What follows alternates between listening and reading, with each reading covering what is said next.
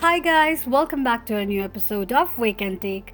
Today in this video, I'm gonna show you how you can contact Remitly. Keep watching the video till the end. To contact Remitly, firstly go ahead and launch open your Remitly application.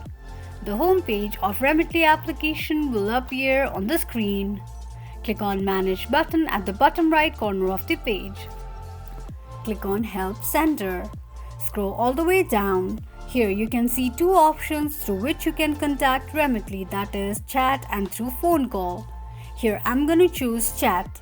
Enter your questions and tap on arrow icon to send the message. You'll get a reply in no time.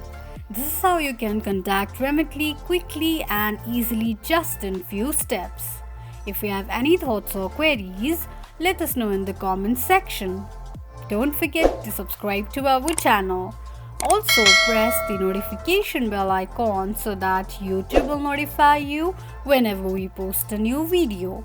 I hope this video was helpful to you. Thank you so much for watching.